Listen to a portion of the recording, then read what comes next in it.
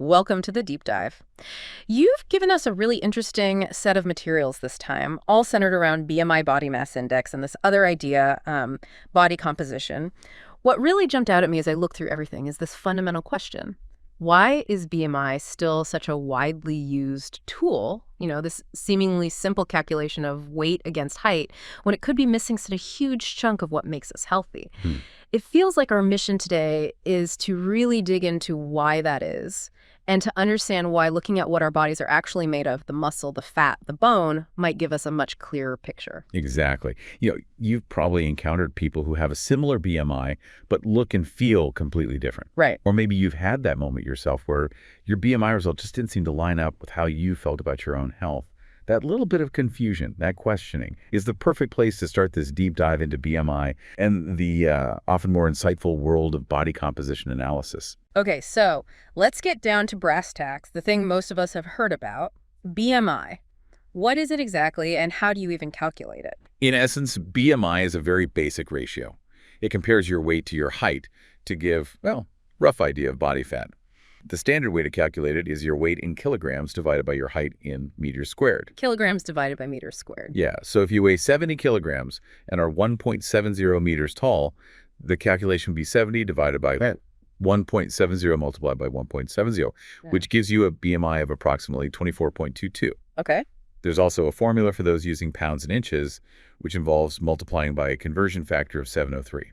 And once you've got that number, what does it actually mean? I know there are different categories people talk about. That's right. For adults, a BMI below 18.5 is classified as underweight. A BMI between 18.5 and 24.9 is considered a healthy weight range. Okay, healthy range. Then 25.0 to 29.9 is in the overweight category, and a BMI of 30 or higher falls into the obese category. That's further divided into classes 1, 2, and 3 as the number increases. Right. But it's important to remember that for children and teenagers, BMI is interpreted differently. Yeah. It uses percentile rankings based on their age and sex. Ah, okay, so not the same fixed numbers. No, not at all. It sounds pretty straightforward, but I've got a feeling there's more to the story.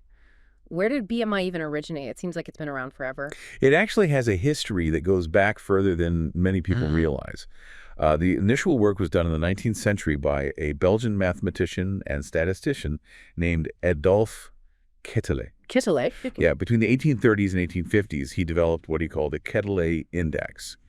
His aim wasn't really to assess individual health. He was working in this field of social physics, trying to understand the characteristics of the average man within European populations. It was a statistical tool. Social physics, so like population stats. Exactly. So a tool originally designed to understand the average man on a continent is now being used to judge the individual health of billions. That's a pretty significant leap with inherent limitations, isn't it? Absolutely. So it was intended for looking at groups, not individuals. That's a really critical point. Precisely. Quetelet himself never intended for his index to be used for individual medical diagnoses. Fast forward to 1972, and the physiologist Ansel Keys reintroduced the index. Ah, Ansel Keys. And that's when the term body mass index was officially coined. Keys used it in his research as an indicator of relative obesity, particularly in population studies. And while he acknowledged that other measures of body fat might be more accurate, he emphasized BMI's convenience for large-scale data analysis. But he still knew it wasn't perfect for individuals. Yeah, even Keys cautioned that BMI was more suited for populations, not necessarily for judging an individual's health. Okay, so if the people who invented and reintroduced it knew it wasn't ideal for individuals, why did it become so widespread? It feels like every doctor's office uses it. Several factors really contributed to its widespread adoption. I mean, think about it. It's incredibly simple to calculate. True, just weight and height. All you need is a scale and a way to measure height. That simplicity made it easy to incorporate into routine clinical practice and large epidemiological studies. Plus, it's low cost and non-invasive. Cheap and easy. Okay. Insurance companies found it useful for creating standardized tables, even for setting premium rates. Then you had the rising rates of obesity in Western societies, which created a need for a simple tool to identify and track this growing public health concern. So a public health need met by a simple tool. Right. And the World Health Organization's decision to adopt BMI as a standard for recording obesity statistics really solidified its place on the global stage. And for the medical community, it offered this, seemingly objective way to assess if someone was at a healthy weight. It sounds like it was a perfect storm of simplicity and perceived objectivity meeting a growing need. But we hinted at the downsides earlier. Where does BMI really start to fall short when we're looking at an individual's health? This is where it gets really interesting.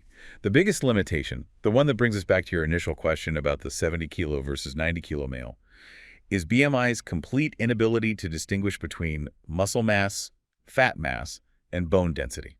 Ah, okay. It just lumps it all together. Exactly. It's just weight and height. So someone with a lot of muscle, which is denser and therefore heavier than fat, can easily be classified as overweight or even obese by BMI, even if they have very low levels of body fat and are incredibly healthy. Like athletes. Exactly. Think about athletes, bodybuilders. Their BMI might suggest they're unhealthy when they're actually in peak physical condition. That makes perfect sense. I've definitely heard stories about athletes being told they're overweight based on BMI. It seems almost absurd. It is, because BMI also doesn't tell us anything about where fat is stored in the body. And we know that the location of fat is actually a really important factor in assessing health risks. You mean like belly fat versus other fat? Precisely.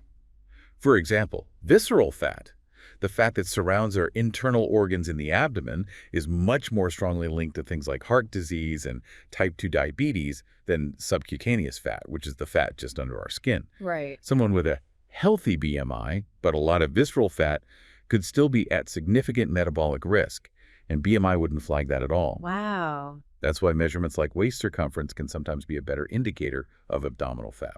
So it's not just about how much you weigh, but where you carry it. That's another crucial piece of the puzzle BMI misses. Exactly. And it gets even more nuanced because BMI's relationship with body fat actually varies depending on things like age, sex, and even ethnicity. How so? Well, women tend to have a higher percentage of body fat than men at the same BMI.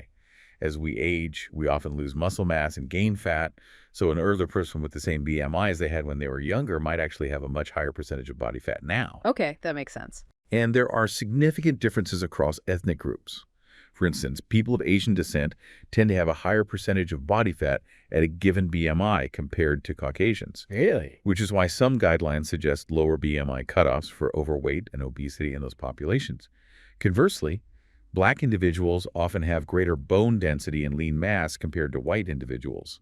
The original data was primarily from white European populations, remember? Wow, that's a lot to consider. So BMI can overestimate fat in some people and underestimate it in others, depending on all these different factors. Precisely. It can overestimate fat in muscular athletes and underestimate it in older adults who've lost muscle mass, a condition called sarcopenia, age-related muscle loss. That's sarcopenia, right. And perhaps most importantly, BMI doesn't reflect metabolic health at all. You can have healthy BMI, but still have issues like insulin resistance, high cholesterol, or high blood pressure. You can be metabolically unhealthy despite your BMI. So the number looks fine, but internally, not so much. Exactly. On the flip side, some individuals categorized as overweight or obese by BMI can actually be metabolically healthy. Studies suggest that up to 30% of individuals classified as normal weight by BMI can still have underlying metabolic issues. This really underscores BMI's blind spots. 30%, that's huge. It really highlights the limitations of a one-size-fits-all approach with BMI cutoffs.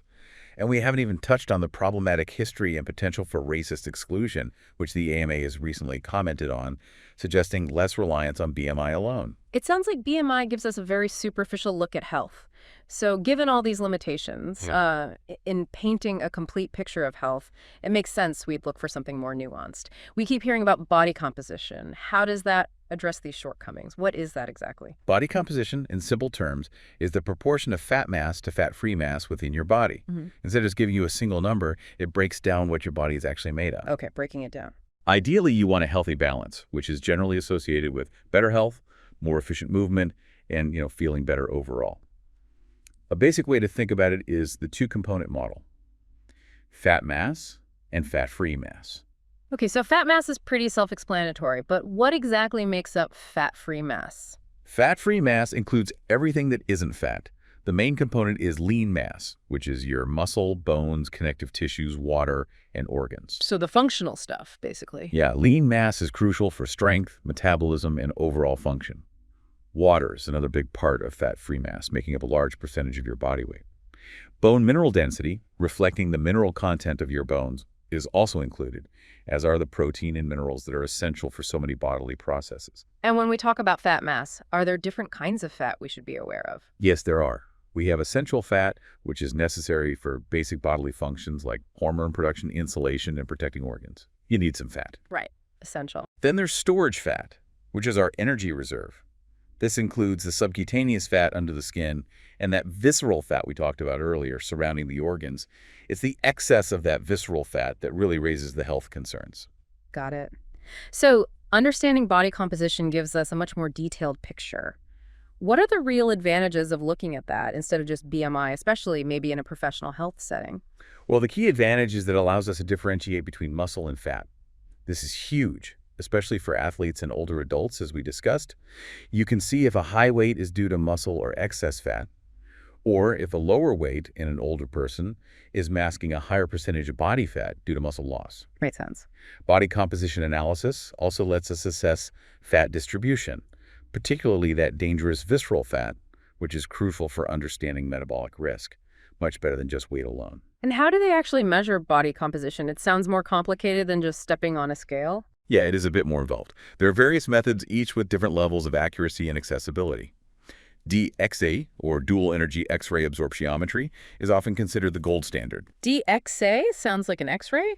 It uses low-dose X-rays to precisely measure bone mineral content, lean mass, and fat mass. Then you have bioelectrical impedance analysis, or BIA, which is more accessible and less expensive. Many home scales use this. EIA, okay. How does that work? It sends a small, harmless electrical current through the body to estimate composition based on how easily the current travels through different tissues. Water conducts well, fat doesn't.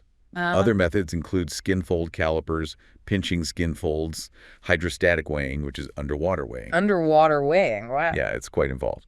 And air displacement plethysmography, often known as the BOD-POD, which measures body volume using air pressure. So quite a few options, ranging in complexity. It sounds like body composition analysis can really help tailor health and fitness plans on a professional level then. Absolutely. By knowing someone's specific proportions of fat and lean mass, professionals can create much more personalized diet and exercise recommendations. And regular assessments can help track progress more accurately than just looking at weight changes. Did the weight loss come from fat or precious muscle? That's a key question. Definitely. Mm-hmm. Ultimately, maintaining a healthy body composition is linked to a lower risk of many chronic diseases, something that healthcare professionals aim for with their clients. This is all making so much sense. But I'm sure there are still some lingering ideas people have about body composition. What are some of the common misconceptions out there that professionals often encounter? Oh, there are quite a few. One big one is the idea that fat can turn into muscle, or vice versa. Right, you hear that sometimes. Physiologically, those are distinct tissues, and one doesn't magically transform into the other. You build muscle through resistance training and proper nutrition, and you lose fat by creating a calorie deficit, separate processes. Good to clarify. What else? Another common one is trusting the accuracy of home body fat scales completely. While they can be convenient, they're often based on BIA and can be influenced heavily by hydration levels, meal timing, things like that. So take those readings with a grain of salt. Yeah, maybe track trends rather than fixating on one number. They might not give you a perfectly precise reading, something to keep in mind if you're using them professionally or advising clients. Okay. The myth of spot reduction, trying to lose fat in one specific area like the belly by doing endless crunches. Ah, yes, the crunch myth. That's also false. Fat loss is a whole body process. You can't pick and choose where it comes off first. Right. And of course, we need to keep reiterating that BMI is not the be-all and end-all of fitness and health. Daily fluctuations in body composition are usually just due to water weight or glycogen levels changing, not significant changes in actual muscle or fat mass overnight. Good point about daily changes. And let's not forget the idea that all calories are equal nutrient density definitely matters for body composition and health. Or the classic one that fat weighs less than muscle. Muscle is actually denser, takes up less space for the same weight. Muscle is denser. Got it. Finally, it's important to be cautious about misinterpreting body composition results. Sometimes people can get overly focused on the numbers, leading to unhealthy behaviors or undue anxiety. Professionals should be mindful of this when discussing results with clients. Context is key. Those are all really good points to clarify. Now, you mentioned earlier the 70-kilo lean male versus a potentially 90-kilo individual. Can you give us some more real-world examples of how BMI can be misleading compared to body composition in a professional context? Absolutely. Think about muscular athletes again. We mentioned wrestler Steve Austin, who apparently had a BMI in the obese range despite being incredibly fit. Right, the BMI said obese, but clearly not. Or an Olympic sprinter, whose BMI might classify them as overweight due to high muscle mass, but who has very low body fat. These are clear examples where BMI would give a completely inaccurate picture of health that any professional would recognize immediately. Yeah, visually it just doesn't match the label. Exactly. On the flip side, you have individuals who might have a normal BMI, but have a high percentage of body fat and low muscle mass, the so-called skinny fat phenomenon. Skinny fat, I've heard that term. They might not look overweight on the scale or according to BMI, but their body composition, low muscle, higher relative fat, maybe more visceral fat, puts them at risk for metabolic issues. That's something a professional using body composition analysis would want to identify and address, whereas BMI would miss it. So BMI gives a false sense of security there. It can, yeah. Research has consistently shown that things like waist circumference often correlate better with metabolic risk factors like insulin resistance and heart disease than BMI alone does. Waist circumference again. Simple, but effective. And there are studies showing that relying solely on BMI can lead to significant misclassification of someone's metabolic health. Millions of people classified as overweight or obese by BMI are actually metabolically healthy. While, as we said, a significant number of people with normal BMIs are not a crucial point for healthcare providers making treatment decisions. That's quite a discrepancy. Coming back to your listener's example, Yeah. the 70-kilogram male with 13% body fat has a very lean athletic physique. That's about 60.9 kilograms of lean mass. Now, if the 90-kilogram individual is a similar height, their BMI might be much higher, maybe even similar if they're taller, but their composition is likely very different, probably higher body fat percentage. Right. The leaner individual might appear skin and bone in casual comparison, simply because total weight is being compared visually, while their healthy functional muscle mass isn't being fully appreciated. BMI completely overlooks this distinction, whereas a professional understanding of body composition helps clarify the actual health picture. It's so clear how much information BMI leaves out. So with all these limitations, why is it still such a go-to metric in many professional settings? Why does it persist? Well, we touched on it earlier, but the simplicity and ease of calculation are huge factors for large-scale use in research and public health surveillance. Minimal effort, maximum data points, kind of. Sort of. It requires minimal equipment and training. It's also low cost and non-invasive, making it practical for routine checks and population screenings where you need something quick. Okay, practicality. There's a lot of historical precedent, too. BMI has been integrated into medical guidelines, electronic health records, for decades. Insurance policies often rely on it for broad categorizations and risk assessment, even if flawed. So it's embedded in the system. Deeply embedded. It does still have some utility for tracking population-level trends in weight status over time. And while flawed for individuals, it does show a general correlation with some health risks at a population level, which is useful for epidemiological studies looking at broad patterns. So useful for big picture, less for the individual snapshot. That's a good way to put it.